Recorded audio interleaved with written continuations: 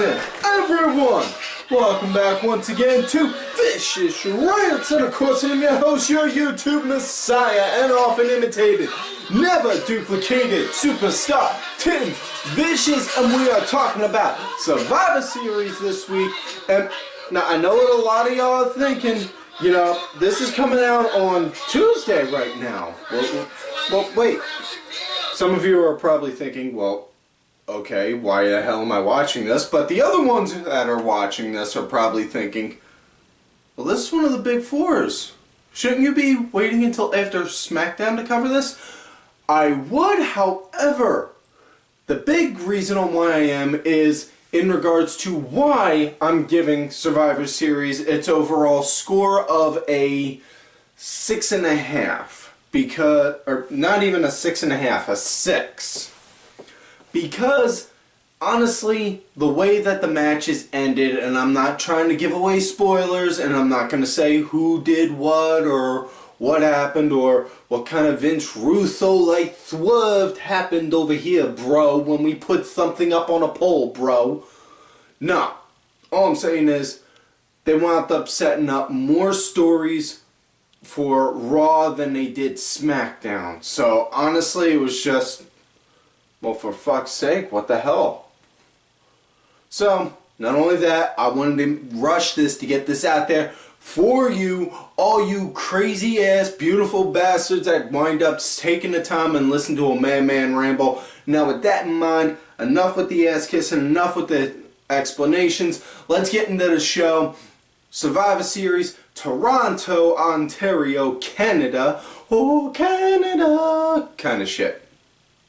You know, I didn't see that kind of parody stuff, but definitely would have loved it if they'd have had somebody do like Shawn Michaels and just start humping the Canadian flag again. But either way, pre-show, we got 6-man cruiserweight tag match. Aryia Davri, Drew Gulak, and Tony Nese going up against Noam, Rich Swann, and TJ Perkins.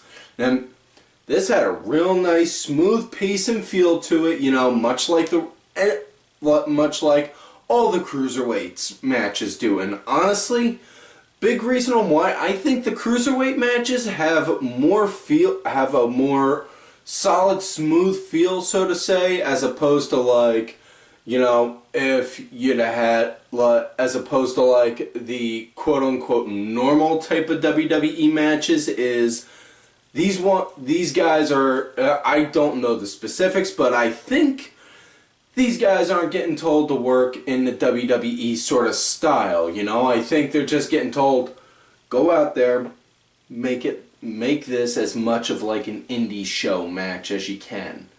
And honestly, I think that's what they really get told to do. Something along those lines, and they just do it because, and I'm not trying to say indie wrestling is a million times better, because that can be debated back and forth, and that's not the purpose of this show. You know, purpose of the show, or not even going to get on the purpose because I'm going to spend too much time going on about that. But that, trying to debate which type of wrestling is better is not the point of the show. Fact is, we're here to talk about wrestling, that's what we're doing. And this had a nice smooth feel to it. Busted out laughing though, right in the middle of the match. Renee Young's mic just slipped in right out of nowhere with, hello? Yes, can you hear me? Why yes, Miss Young. We can hear you. And yeah, so yeah, that was pretty good. I mean, I thought that was funny, you know, but I mean, there wasn't really much like highlight. I mean, it was just pretty much like, you know, your normal spot. Like, there was a lot of high spots and like big spot fests, you know, but that's about it, you know. And then I do want to note though that they did wind up having fallout matches the following night. Davri wound up having a match against Cedric Alexander, and Davri wound up fully establishing himself as a heel now by not only insulting the Canadian audience, but by insulting the American audience as well. So While it was obvious he was being billed as a heel, he has now officially made it, by doing that. Cedric, everyone knows Cedric is now the official Cruiserweight Golden Boy. The unofficial one, just because of the fact of the match that he had with Kota Ibushi.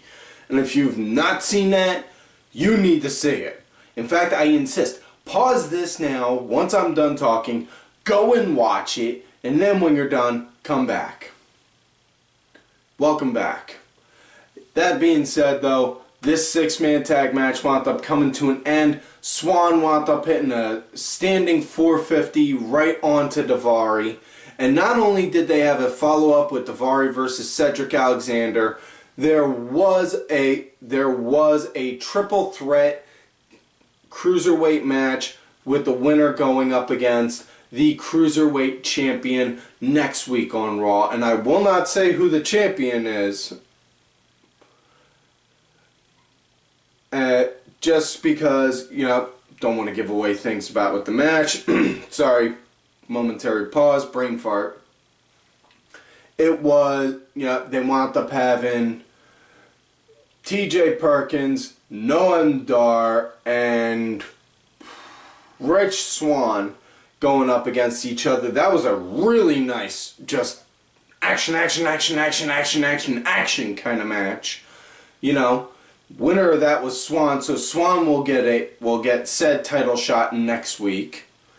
Now that being said, the next follow-up match for the pre-show was Kane versus Luke Harper, and really?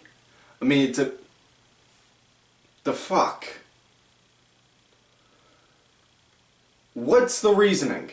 What's the reasoning? What's the story behind it? I mean, obviously, Kane has issues with the Wyatts. He wants to hunt them down, but need more than just that. For crying out loud! What the hell? I mean, this was just really like a very slow pace for a match, and obviously that this was not Oh, okay.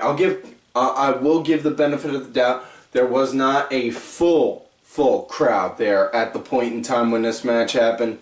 But man, the crowd was mild when this match was going on. I mean, it just, ugh. Harper pretty much controlled the whole match, which was awesome to see, because I swear, Harper needs to start getting prepped little by little to start getting made into a main eventer, because the man screams main event material. You look at him, he's got the size, the build, he can work a mic, he flies around like a cruiserweight for a man his size and build. He is like the freaking living embodiment of Bruiser fucking Brody. I mean, how many 7-foot guys do you know can do a suicide dive and execute it perfectly, all the while also throwing out super kicks and can do clotheslines that make freaking Stan Hansen's lariat, that go up that could look at just as stiff as like freaking Stan Hansen's, Just saying, though. That said, though, on to the next. There. Sorry, get my words stumbled up. On to the main show now. We start off with the Team Raw vs. Team SmackDown Women's Tag Team match. We got Bayley, Alicia Fox, Nia Jax, Sasha Banks, and Charlotte going up against Becky Lynch, Naomi, Alexa Bliss, Carmella, and Nikki Bella. Wait. No, not Nikki Bella. That's right, because she wound up getting quote unquote mysteriously attacked from behind and wasn't able to compete. So Daniel Bryan insisted Natalya take her place. So Natalya. Now, really was like nice to see the animosity between Charlotte and Sasha, still existing with this, the whole obvious, I don't like you, I'm gonna put my personal feelings aside so that way we can get the job done, sort of thing. Did not roll on this one. Did not roll with them two. Those two were the big problem for Team Raw. But this, all in all, I would say this was a pretty decent match. I mean, Nia, she wound up clearing out all of SmackDown when the match started, when everyone was starting to brawl. Nia, she was just like, boom, boom, boom, boom, boom, like that, just tearing everyone down like, come on, throw someone at me. But, yeah, it was, like I said, she just cleared out all of SmackDown. Carmella was, it was nuts seeing that. I believe the first elimination was Carmella being taken out by Alicia Fox.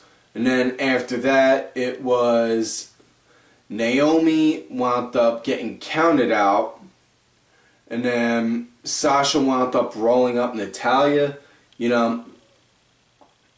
or no, it wasn't that. Sasha got rolled up. That's what it was. I'm sorry. Sorry, I got myself confused. And then Natty wound up pinning. Natty wound up. Nia wound up getting tapped out by Becky doing the disarmer, which big thing because she has yet to wind up taking a legit major loss. So when she winds up getting on TV again, they could play that saying that she's in full-on rage mode and will just bulldoze through everyone just to get that out of her system. Last one wound up being I believe it was Alexa Bliss for SmackDown, and Bayley and Charlotte were for Raw. Bayley was in the ring, they were working at it for a minute, and then Bayley wound up hitting the Bayley to belly on her, and then got the 1, 2, 3.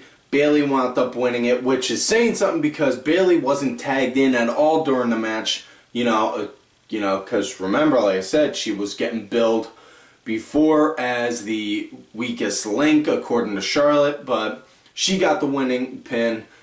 And after that, Charlotte just went to town and decimated her, and then they wound up, obviously they're going to wind up building a title match between Charlotte and Bayley just off of that. Now with that said, next matchup, the Intercontinental title match, Miz versus Sami Zayn, and this was on what I was hoping for. Last week, SmackDown 900 had Miz versus Dolph Ziggler, which was really, aside from The Undertaker coming back, the only big highlight of that night. And Miz wound up winning. He's the new Intercontinental Champion. This I liked because it had a nice, good pace, Saw how Miz was targeting Sami's knee, and when I say his knee, it was interesting because he did get the figure 4 in part at one point in it, but instead of working the one knee and then using that knee he worked to slap it on this way, like for the figure 4, he wound up having the leg go and put pressure on the one he was working, which is I don't want to say the proper way, but one of the better way to do it. Trying to think of the right word to say. Sorry, I'm getting myself jumbled.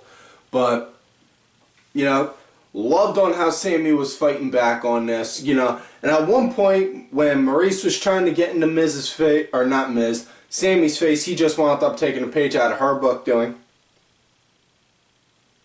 like that, just tucked in a hand, and and again, the big thing with Miz that I'm digging more than anything is with the way he's mocking Daniel Bryan. He wound up doing the running drop kicks from the corner, and then also with the stiff kicks right to the chest. the yes kicks. Yes, yes, yes. Those ones. Definitely digging this. Miz, hands down, probably hottest heel on SmackDown right now. You know, and not only that, he is putting, you know,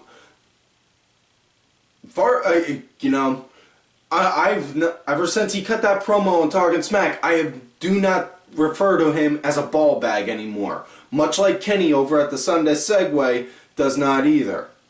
You know, do not think of him as a ball bag on that no more. The man just shows he can work and he is good.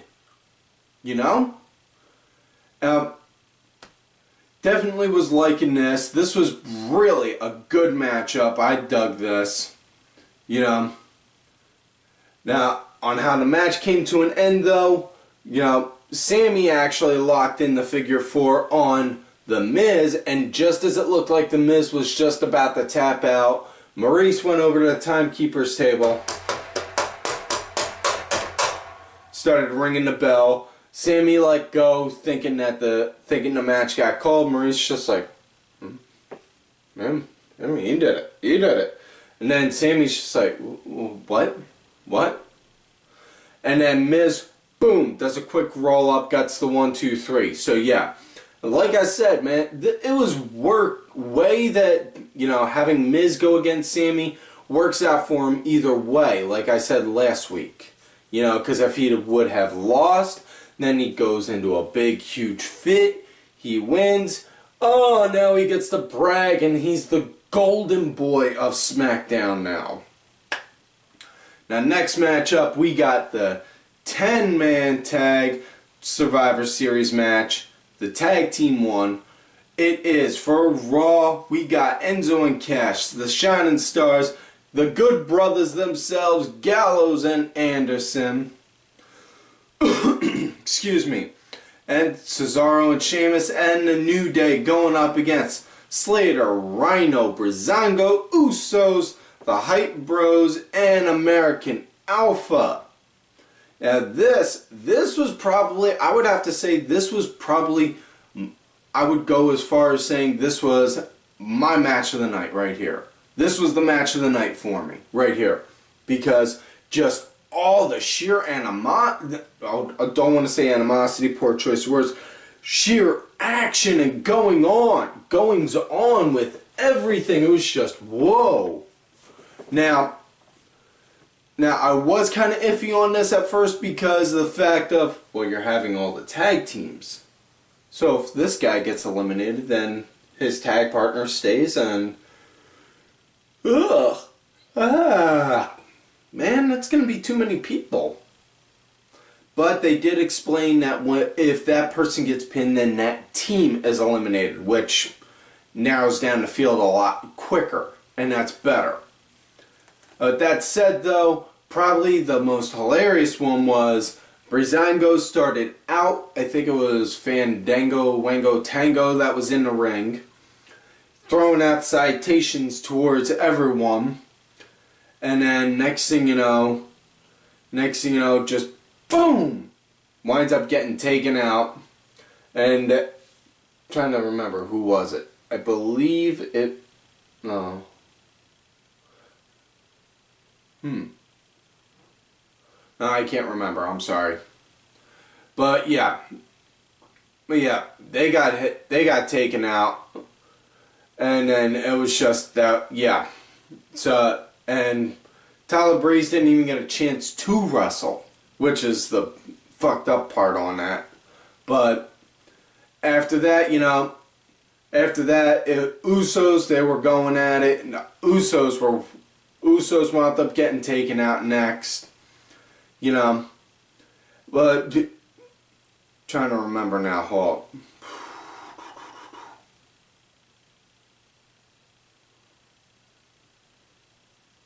Okay, no, I'm sorry. There was a lot going on in this match. I'm trying to remember and piece everything together. Sorry about that, folks. Usos wound up getting taken out. Next thing you know, Gallows wound up taking out the Hype Bros. The Shining Stars were cleared by American Alpha with freaking Gable hitting this freaking suplex that was just pure killer, you know. Yep. And then, unfortunately, American Alpha was cleared out by Gallows and Anderson, hitting a magic killer on them. But they wound up getting cleared out by Rhino, who wound up hitting Gore! You know? And Slater and Rhino got taken out, though, by Enzo and Cass, which, not necessarily a fan of on that fact, because they're supposed to be the team's tag team they're supposed to be that brand's tag team champions. And yeah. But yeah. But either way, next thing you know,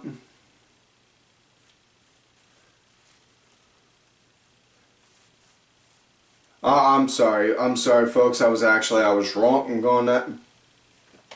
Was wrong on that part. What it was, Usos took the Usos wound up clearing out. The Usos wound up clearing out Enzo and Cass. Or Enzo and Cass took out the Usos, I should say. Match wound up coming out to an end with Cesaro and Sheamus. Cesaro, he wound up having the sharpshooter locked in. And just as he was about to go and get some help, just as the move was about to get broke, Sheamus came in right out of nowhere, wham! Wound up hitting a brogue kick, and wound up getting a tap out. So Cesaro and Sheamus won. And I'm sorry for fucking up on trying to explain this match. Like I said, there was a lot of action, and I was trying to piece everything together, and my brain is all sorts of fucked up. So again, I am sorry. I implore you, after you've watched this, if you recommend this to anyone, just tell them to fast forward this part. So, next matchup, we got Kalisto versus Brian Kendrick for Kendrick's, not just the Brian Kendrick's Cruiserweight Championship, but the entire Cruiserweight division is resting on that man's shoulders. So, no pressure or nothing, right? But yeah.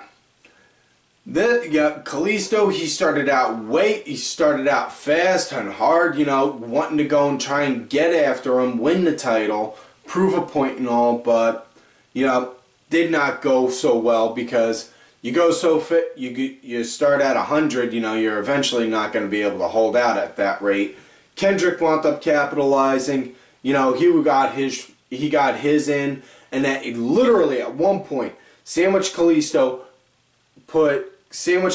between the stairs and the ring, and then just wham, kick the stairs. Oh, that had to be killer on the freaking back, you know.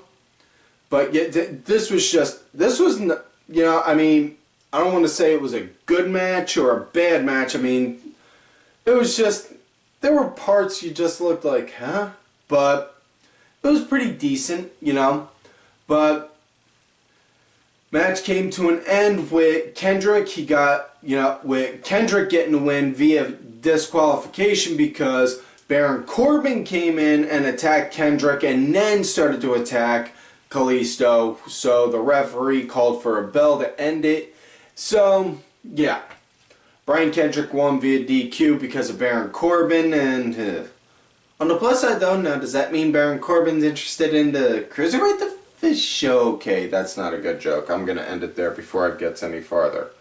Sorry. Next matchup, we got Team Raw versus Team SmackDown. Shane McMahon, Bray Wyatt, Randy Orton, AJ Styles. You know, excuse me. AJ Styles and Dean Ambrose going up against Braun Strowman, Seth Rollins, Roman Reigns, Chris Jericho, and Kevin Owens. Owens and Styles started out the match, you know, really best way to do it because you have both brands champions start out, you know, and this is just wow.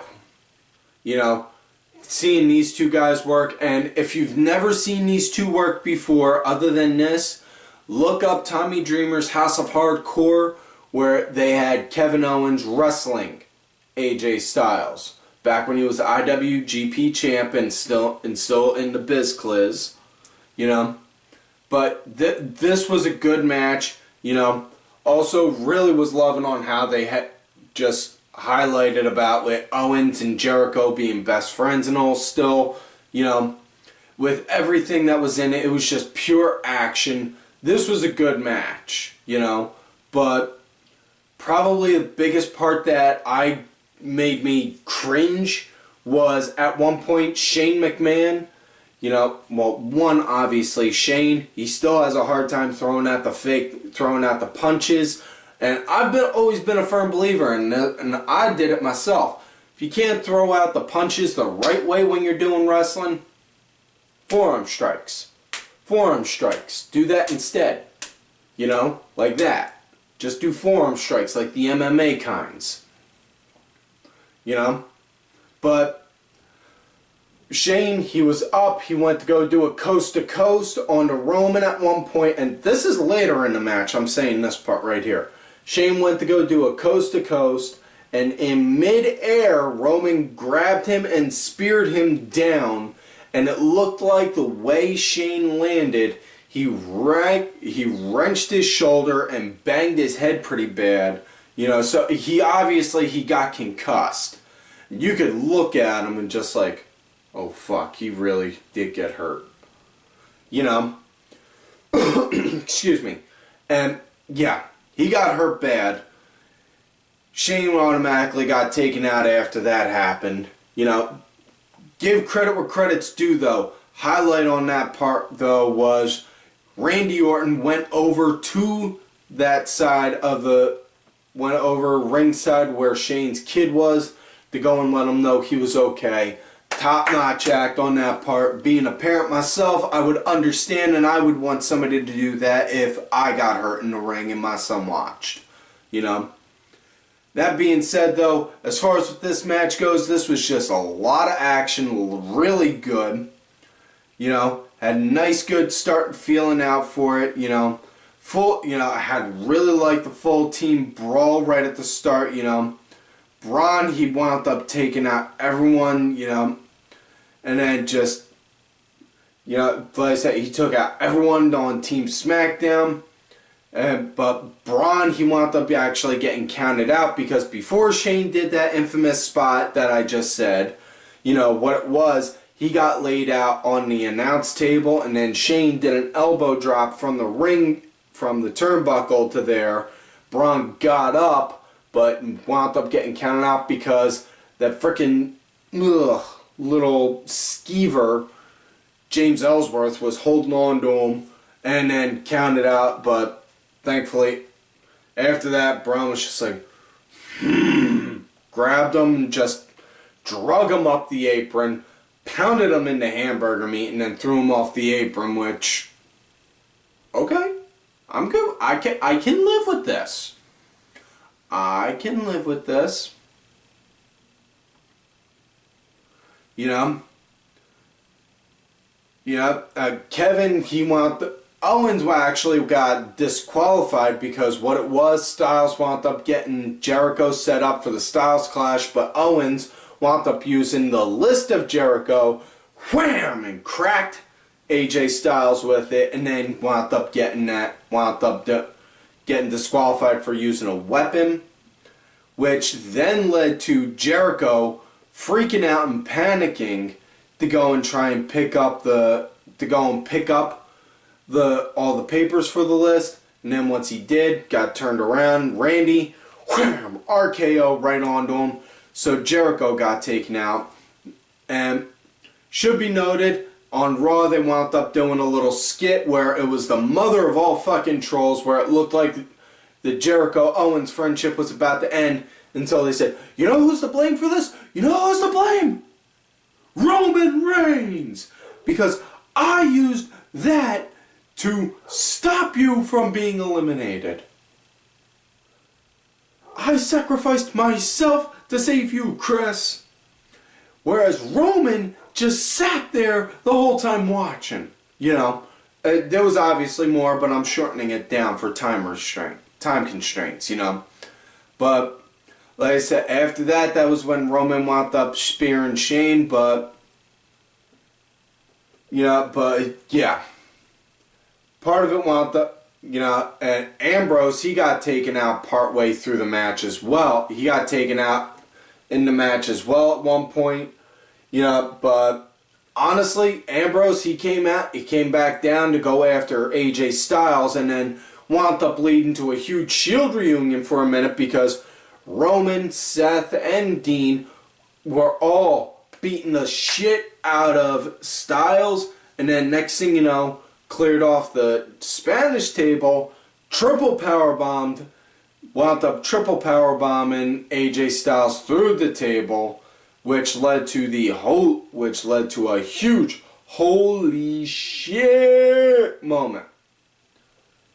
And then Randy wound up hitting an RKO to Seth Rollins, so he got taken out. And so it left Roman, Randy, and Bray, and looked like that for a minute, and it looked like Roman was holding his own until the infamous Wyatt light flicker happened, and then Luke Harper was outside like, "Yeah, I've been waiting for you. Yeah. And Harper, for all credit though, did not interfere in that kind of a sense. He didn't strike him. He got up on the apron, Roman, wham, punch, and then he just started going back and forth on them. And just as it looked like Roman had Bray set up for a spear, Randy shoved Bray out of the way, took his spear, and then Bray grabbed Roman, hooked him, gave him a kiss, and then wham! Hit him with the Sister Abigail, got the 1, 2, 3. Big infamous on that part. Big part I want to emphasize on that is Randy took that bullet for Bray Wyatt on that. So, yeah. Randy he has shown he is really part of the Wyatt clan on that.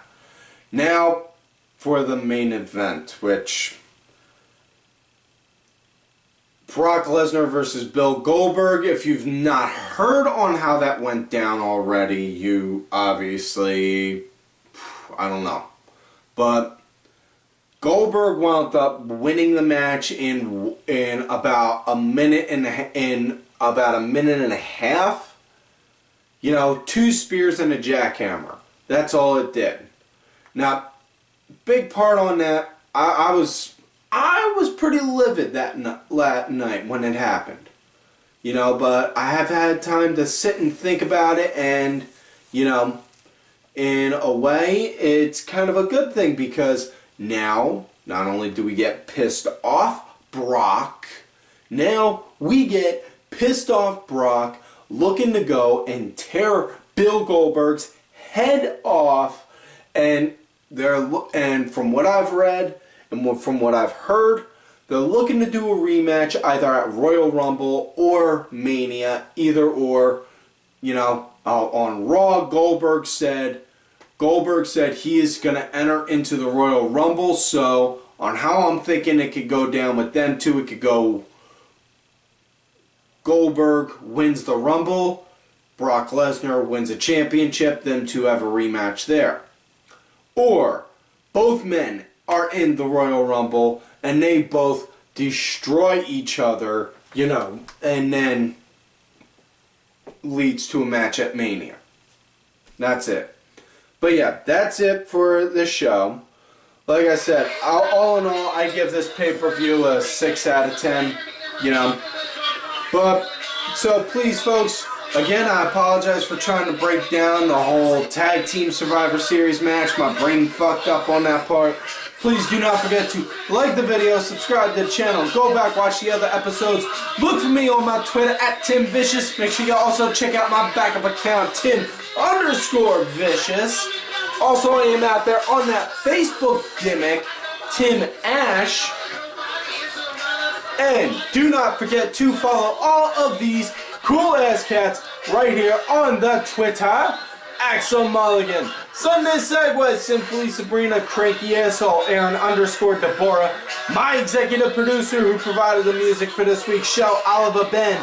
Make sure y'all check out his music. It's on iTunes, Spotify, Xbox Gold, and such. Details on that are in the description, as well as my client, Bronx, bitch, forever. And, folks, like I always tell y'all, you love me great, you hate me. Fuck you.